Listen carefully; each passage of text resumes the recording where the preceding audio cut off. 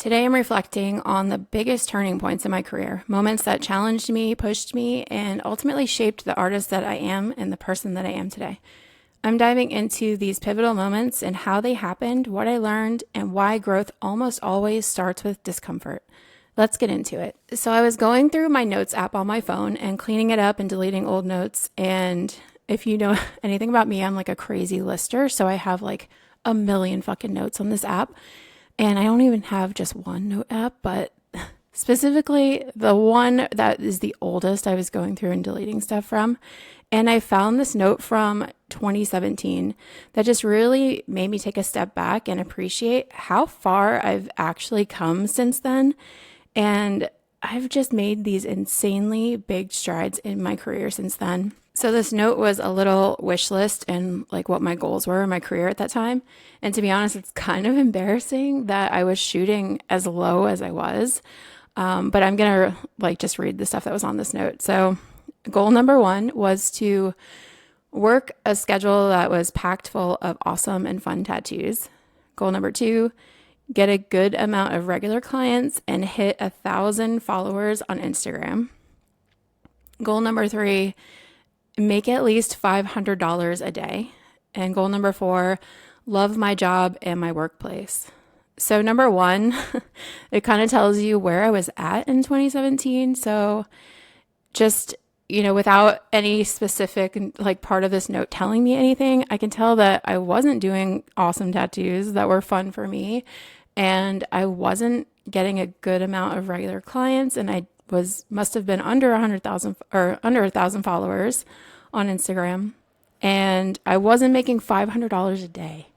And I probably hated my job and where I was working. So, sounds like I was kind of miserable and really trying to like manifest something better than that. So, I can tell you that I have successfully met and exceeded all of these goals now, and I'm pretty proud of that. And even though I feel like those goals were very low hanging fruit, maybe at the time they seemed unreachable, and I'm not really sure because I don't really remember where I was at in 2017. But either way, I did that. And the Missy from 2017 would be so stoked to see where I am now. And that's honestly just something to celebrate and be proud of.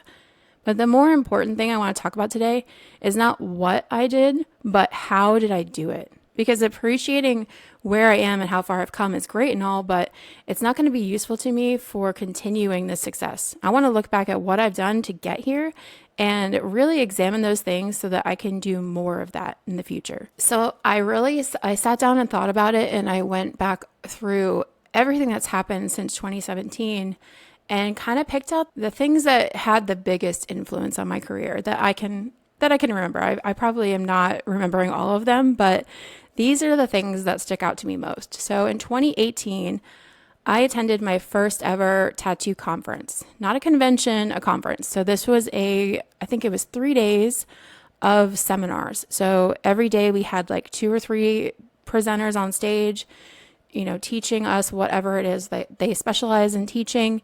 And it was honestly so eye-opening and so incredible. Not only just the information that I learned during these conferences and these seminars, but the people that I met for the first time in my career. I met people who weren't just like douchebag rock star tattooers. I met people who wanted to grow and learn and collaborate and network with each other. And they weren't just there to party. And like, actually, this reminds me, there was like one person that was there to party. And I remember the day before the conference started, we were down at the pool. I had met some really cool people. We're hanging out at the pool at the hotel. And this dude comes in fucking wasted. And he dives into the pool head first. Keep in mind, this is a 4-foot pool. There's no deep end. And this drunk dumbass just fucking dives into the pool.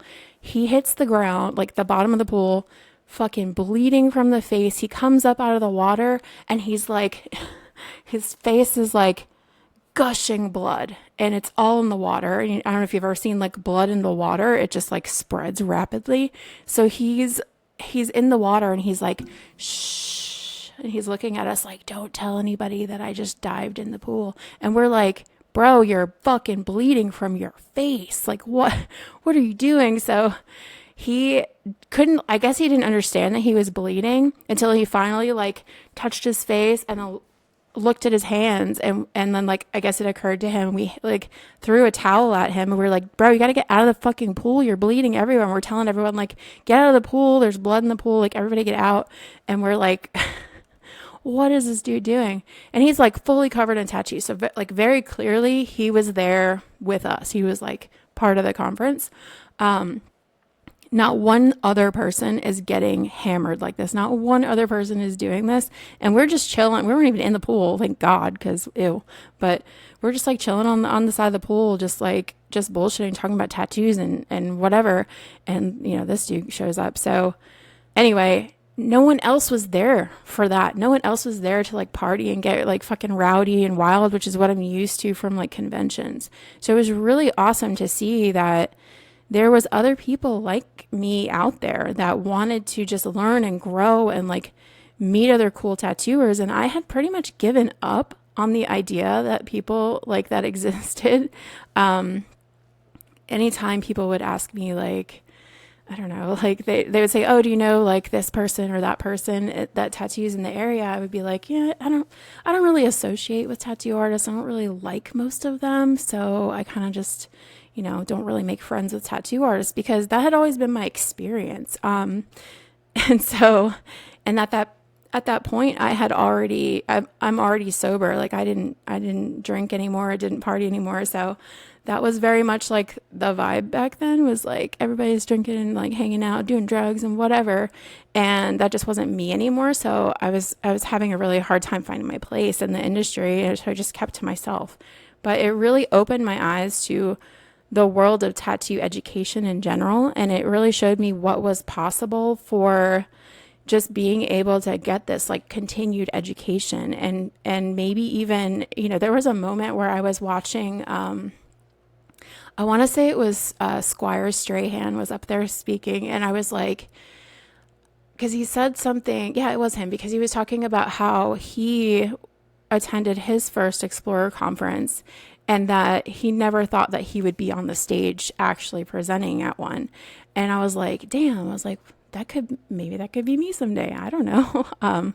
Because I don't know, I've always been like a person that likes to teach. So I was like, oh, maybe that could be a thing that I do in the future sometime. But it just showed me what's possible. And like, there's more to this industry than just like showing up and doing tattoos and going home. At that same conference, another very pivotal moment in my career was getting my portfolio critiqued by a couple of artists. So specifically, so they have an after party after all of the after the seminars are over.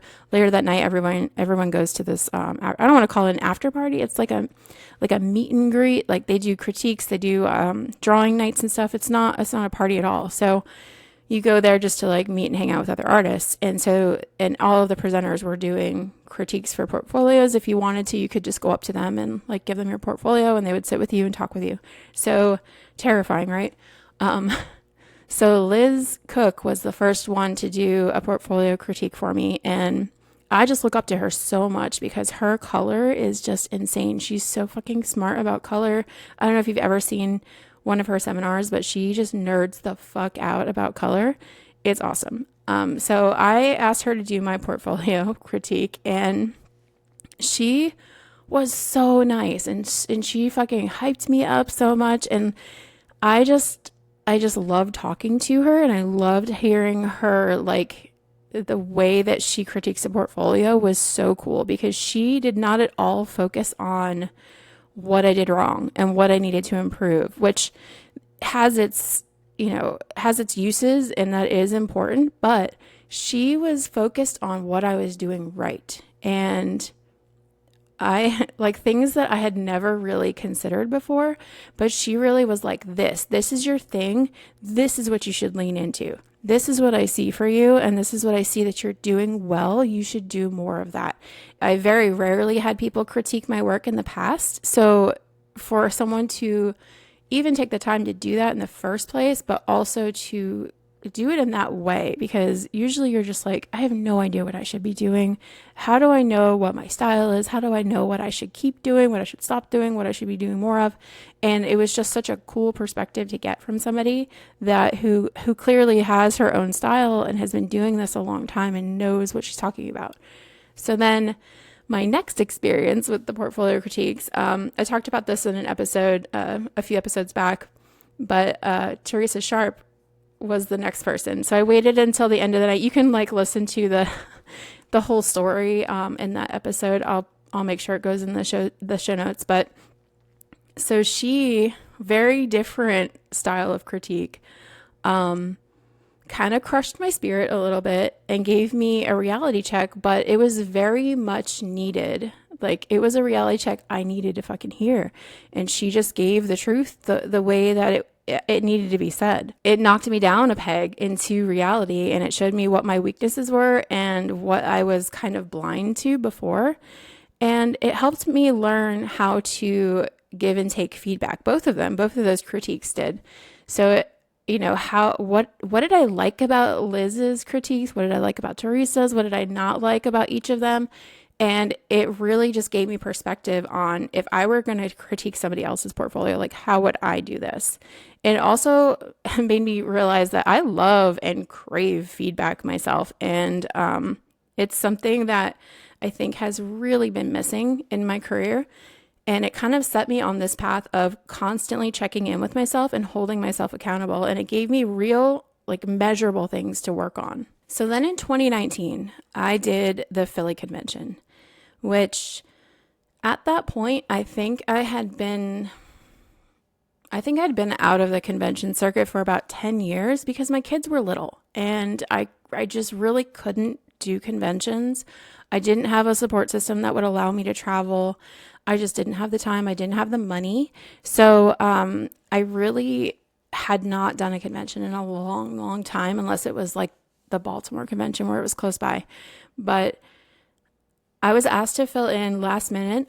This girl that I didn't know, she worked for my friend, and he called me and was like, hey, would you want to fill in for this convention? Her booth mate just dropped out last second.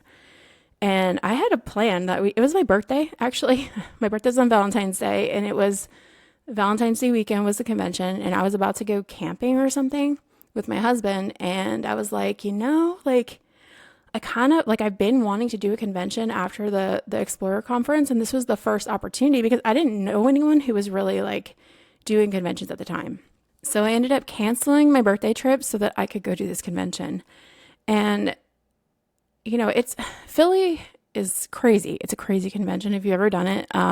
It's very big. It's very busy. It's crazy. It's stressful. But I think that this moment, like going to this convention at the time I did, in the circumstance that I did, it really did change the path of my career. It helped me to find my passion for tattooing again. I was kind of on just autopilot for so long. Having young kids and tattooing is very hard. I can't say from the perspective of a dad, but from a mom's perspective, like, it was fucking rough. It was rough, especially being a single mom tattooing, and just my kids are back to back. They're only a year apart. So it was a lot.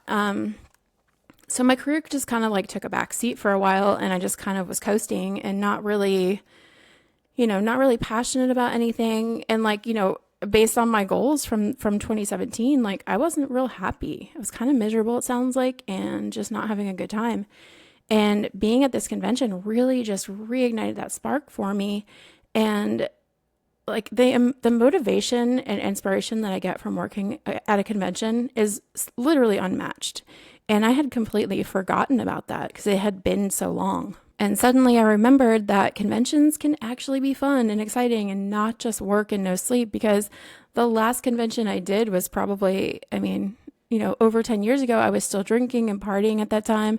It is much harder to function at a convention when you drink all night, barely sleep, get up in the morning and go try and tattoo all day. It's fucking miserable and so stressful, and you just feel so wiped out at the end of the week. So I don't think I really had experienced too many conventions that were productive and like actually fun and inspiring. So It was also the beginning of a really important friendship for me. Although we're not friends anymore, I don't regret meeting her. I learned a lot from her, and even though she was way younger than me, there was there's so much to learn from everybody, and I hope that you guys also have this opinion, but I learned so much from her about like how to be with people and like how to network with people. She pushed me out of my comfort zone. I'm very introverted, I'm very shy in real life, and I don't like I'm not going to just go up and talk to strangers. I mean, I do now, but like back then I would never do that, So she forced me to network and she forced me to be less introverted. And she introduced me to people who would eventually also change my life. And one of those people was my friend James. And I met him that same year. So we did this convention together and I ended up getting tattooed by him. I had never met him in my life. And I loved his work. Like as soon as I saw it, I was like, we're working with who? What? Like I was terrified to work next to this person because I was like, he's so fucking talented.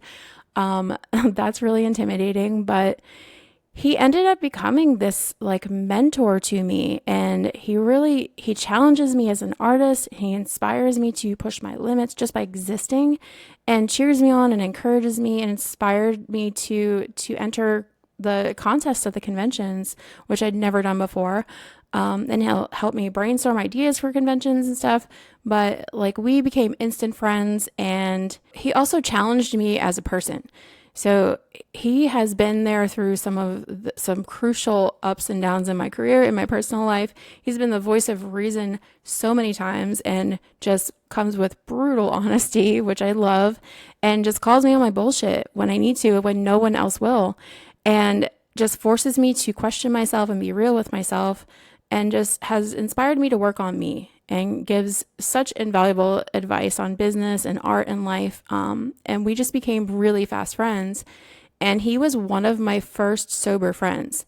I hadn't really met any other sober people in the industry. Like I was saying before, it was just this like party environment. And maybe it's just because I was hanging out with the wrong people. So that I didn't have the opportunity to meet people like this. But he was the first sober person that I'd met. And I had always just kept quiet about my sobriety a lot, and in order to just fit in, and knowing that I wasn't the only sober one out there just kind of inspired me to be more comfortable with sharing my story and being more open about being sober and just stop hiding so much about it. In 2020, I opened my shop, another huge moment in my career, which obviously like that would be for anyone. But at the time I opened my shop, there was nothing like it. So I created it. I made a space for me and my clients that made sense for us. And I'm so proud to have built something that our area so desperately needed and didn't have at the time. So how did this change my career? Well, I learned a lot about my own resilience and my ability to follow through, because opening a shop is no small feat, especially right before COVID. So, a month after opening the shop, I got shut down for 3 months, and it takes a lot of grit and resilience to get through something like that. But it gave me the confidence that I can really achieve anything that I put my mind to. And it gave me a greater understanding of what I actually wanted out of this career and out of life in general, which was to support other artists and foster creativity and to help them grow in their careers. Which is why in 2021, I started my nonprofit for artists called Bound by Art. And it began as a way to just collaborate on some really cool projects with my friends around the country. But as time went on, it sort of morphed into this other thing. I was really inspired by the community that I found through the Explorer conferences. And I wanted to bring that sense of community back home. So I started hosting art nights at the shop and invited all the local tattoo artists to come out.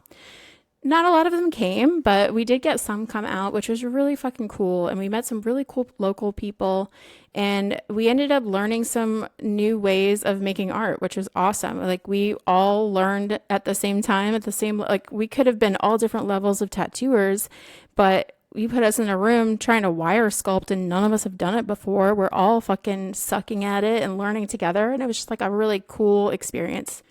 And we ended up building this really cool little community in my local area, which created this other idea that led to an even bigger dream, having a platform that supports artists and unites creativity, which then led to this very podcast.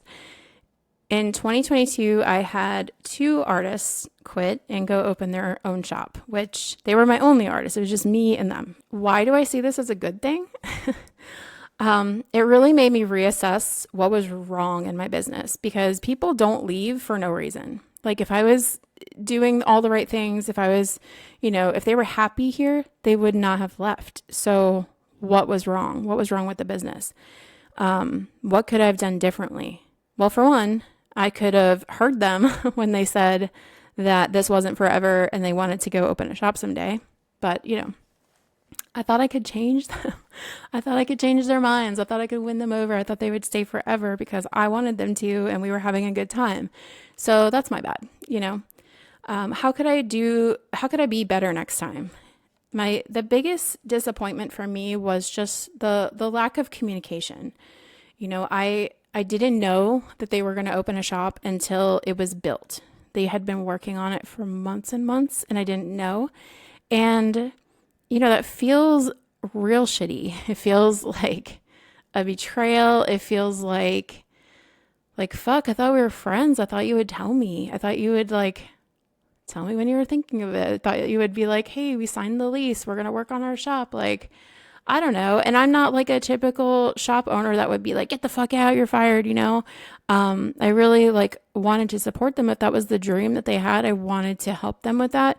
And, I can't really blame them for not believing that, because the experience of the industry would say no one is going to do that. No one's going to be cool like that. But, so I can't really blame them, but I blame myself because I wasn't present enough. I had so much going on. I had too much going on and I wasn't checking in with people. And it really inspired me to come up with a plan and fix it. And now I operate very differently. I stay in constant contact with everyone that works here. We have weekly meetings. We have monthly one-on-ones. I'm constantly checking in with everyone, and I don't let time go by where we don't talk. I don't let time go by where we don't discuss what are your goals? What are you working on? Is this still aligned with your future? Is anything changing? So I'm constantly checking in with things because I don't ever want to be blindsided again like that, because it fucking sucked. So it also made me realize some other things that, my actions weren't aligned with my goals. I was doing everything for everyone else and not for my business and not for me. And I was hiring the wrong people. So like I said, I knew from day one they wanted to go open their own shop. Why did I think that was ever going to change? I'm not saying that them working here was the bad decision, or I hired them they were the wrong people, but it did make me realize that if I want people to work here that are going to be here for a while, I can't be hiring somebody that's I really want to open a shop out the fucking gate. That's not going to end well, So, but yeah, just taking that time to reassess the business, I was realizing I was hiring the wrong people in other scenarios too. And I wanted to always see the good in people. And I really, really was just out there ignoring red flags. Classic Missy, ignoring red flags. So it really, it gave me the chance to step back and be what the fuck's going on here? What am I doing? How can I fix this? So it ended up being a good thing for the business overall. In 2022, I trained my first apprentice, Vicky. So she worked for me. She was my shop manager for, I think, a year and a half, and then, expressed this interest in learning how to tattoo. So despite my not ever wanting an apprentice, which I said often, I did agree to teach her and apprentice her. And through that process, I actually realized that I like teaching, and I honestly didn't mind having an apprentice, and I was good at this, and it's something that I probably would want to do again. So why was this a pivotal moment? I got the best coworker out of the deal, first of all. And it also got me invested in the business again, and I had hope again for the future, which also created this this bigger sense of team, because I was really out, I was really just starting to feel like it was like me against the world, and that no one was on my side and no one cared. And it really changed my perspective, because there might be people out there like that, and there might be people that come through here that are like that, but not everyone. Not everyone's like that. It was also a huge moment for me because we learn best by teaching. So you don't fully know something, you don't fully understand something until you're able to teach it. And having to put what I do into words in order to teach someone meant that I have to actually analyze and understand what I'm doing. And it got me out of autopilot and into more of an intentional mindset while I'm tattooing, which is keeping me honest and accountable with my own work, because I can't be telling her like, don't do this, never do that, and then could be like turn around and be over here doing that exact thing that I said don't do. So, and like I better have the perfect line work if I'm going to go over there and critique her line work, So it really kept me on my toes and made me just really question my own work before being able to teach her stuff. So in 2023, I started an online business program called Well Oiled.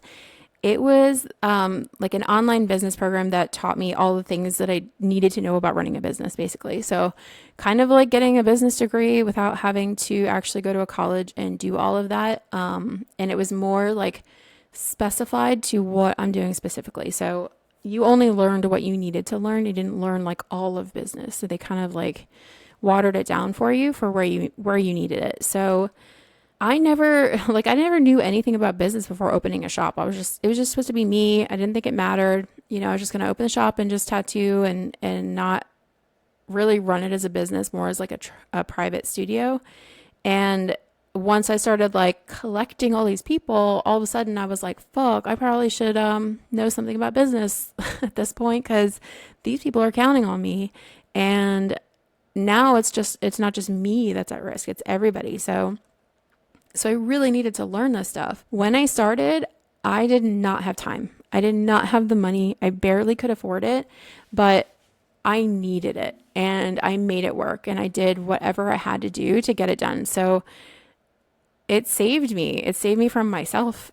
I went from being super overwhelmed, not knowing which way was up, to fully understanding what my goals and my direction were. It helped me to understand what was important and what was a distraction. It taught me how to run my business. It taught me how to ask for help, which I so needed to learn. It taught me how to let go of needing to control everything, which I'm still working on. It gave me a roadmap for how to get where I want to be. And I am so grateful that I actually made the decision to do that. In 2024, I started the Bound by Art podcast. It was something that I thought about for a really long time, but I didn't know anything about podcasting and it sounded really scary. So I would just back burner it all the time. And when it finally happened, I thought, I'm just going to try this out for a while and see where it goes. And I ended up actually enjoying it more than expected. I still have days where I'm like, fuck, why am I doing this? This is so time consuming and this is hard. And I don't get paid for this. I just do this because, like I said, like I want to help people. I love supporting artists and I do actually enjoy it. But some days is a little rough trying to force myself to do it. But it's opened up a lot of opportunities for me that I never would have had before. I've met a ton of people and made connections that I probably wouldn't have.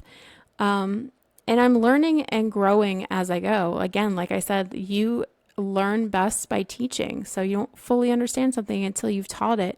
And me being able to translate what I'm learning and share it with you is helping me understand it. It's helping me to learn it. So on top of that, I have to keep learning and researching things to keep creating episodes because like I'm trying to stay ahead of this. I can't keep talking about the same thing, but it keeps me curious. It keeps me interested and it keeps me trying to do better every time.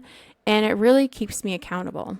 And I'm also just training that part of my brain that likes to quit things when it's hard. So I'm still here making it happen every week. And even when it's the last thing I want to fucking do, I always feel pretty good afterwards though. So it's giving me that reward. It's giving me a purpose. The more I do this, the more I feel like it's truly helping people. And that's especially apparent when you actually tell me that because I I get messages all the time from people saying they listen and it's just what they needed to hear and that they're getting something out of it. And that motivates me to keep going. And it's really awesome to hear because a lot of days I'm sitting here talking like, I don't know, in my mind, I'm like, nobody's gonna fucking hear this. Like, what? Who cares what I say? Like, no one's listening to this shit.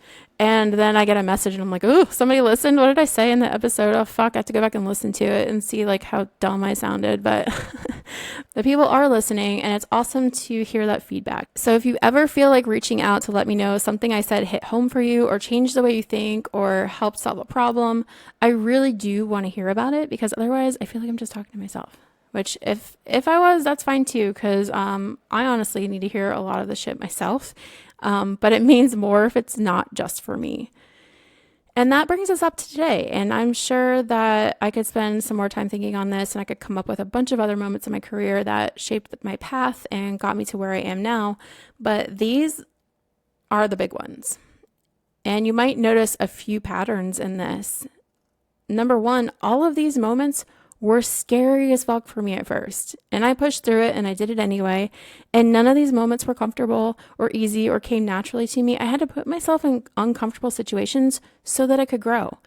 And I was learning and growing with each of these moments, always trying to improve and to get to the other side of the discomfort and trying to find ways to better myself as an artist and as a person. And lastly, not one of these moments was done alone. Every single pivotal moment in my career, I have someone to thank.